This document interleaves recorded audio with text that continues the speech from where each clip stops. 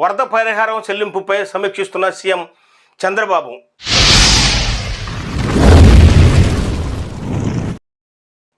వరద సాయం చెల్లింపు విషయంలో భారీగా పరిహారం ఇస్తున్న ప్రభుత్వానికి మంచి పేరు మాత్రం దక్కటం లేదు. వరద సాయం అంచనాలు రూపొందించడంలో అధికారుల నిర్లక్ష్యానికి మొత్తంగా కూటమి ప్రభుత్వం మూల్యం చెల్లించుకోవాల్సి వస్తుంది. వరద సాయం విడుదలయ్యి వారం అవుతున్నా ఇప్పటికీ బాధితులకు పరిహారం జమ కాకపోవడంతో సచివాలయాల చుట్టూ తిరుగుతున్నారు.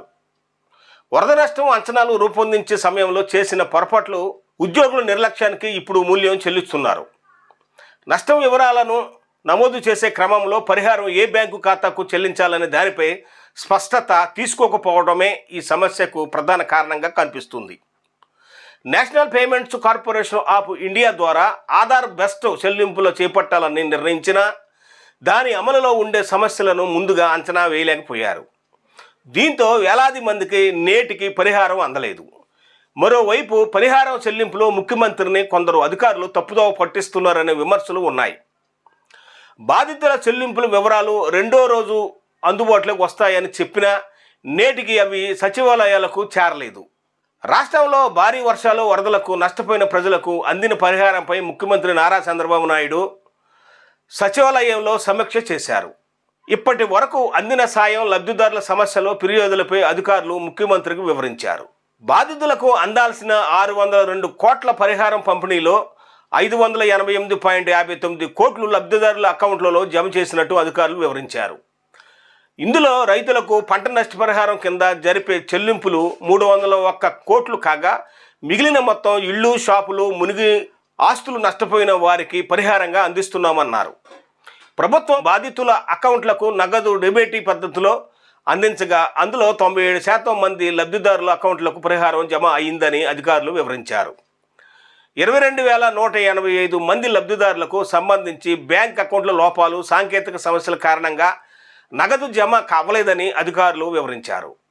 బ్యాంకు అకౌంటుతో ఆధార్ లింకు అవ్వకపోవటం, ఆధార్ అకౌంట్ మ్యాచ్ అవ్వకపోవటం, అకౌంట్ యాక్టివ్గా లేకపోవటం, అకౌంట్ క్లోజ్ అవ్వటం, అకౌంట్ తప్పుగా నమోదు అవ్వటం, ఇతర వివరాలు సరిగా లేకపోవడంతో పరిహారం సొమ్ము లబ్ధిదారుల అకౌంట్లో జమ కాలేదని అధికారులు వివరించారు. ఈ నేపథ్యంలో లబ్ధిదారులు బ్యాంకుకు వెళ్ళి కేవైసీ పూర్తి చేసుకోవాలని కోరామని 2-3 రోజుల్లో ఆ ప్రక్రియ పూర్తి అవుతుందని అధికారులు తెలిపారు. బ్యాంకు అకౌంట్లకు మరోసారి డబ్బులు బదిలీ చేశామని, సాంకేతిక సమస్య పరిష్కరించుకున్న వారి అకౌంట్లలో డబ్బులు జమ అయ్యాయని వివరించారు. సాంకేతిక సమస్యలు పరిష్కరించి ప్రతి ఒక్కరికి పరిహారం అందజేయాలని, ఏ ఒక్కరూ అసంతృప్తితో ఉండటానికి వీల్లేదని అధికారులకు సీఎం సూచించారు. అర్హులు ఎవరికి సాయం అందకుండా ఉండేందుకు అవకాశం ఉండకూడదు అని సీఎం స్పష్టం చేశారు. ఇప్పటికీ కొంతమంది పరిహారం కోసం దరఖాస్తు చేసుకున్నారని, వాటిని పరిశీలించి అర్హత ఉంటే ప్రభుత్వం నుండి సాయం అందజేస్తామని అధికారులు తెలిపారు. అర్హులుగా ఎంపికై ఎవరైతే డబ్బులు వారి అకౌంట్లలో పడలేదో వారు సచివాలయ సిబ్బంది ద్వారా సమస్య పరిష్కరించుకోవాలని ప్రజలను కోరుతున్నామని అధికారులు తెలిపారు. కుటుంబం యూనిట్గా ఆర్థిక సాయం జమ.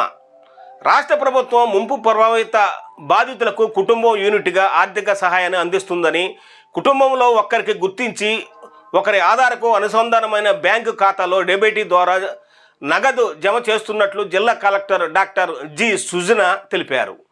కుటుంబంలో మరో వ్యక్తిని లబ్ధిదారునిగా గుర్తించడానికి వీలు లేని విషయాన్ని గుర్తించామని, అనవసరంగా అర్జీలు దాఖలు చేయొద్దని సూచించారు.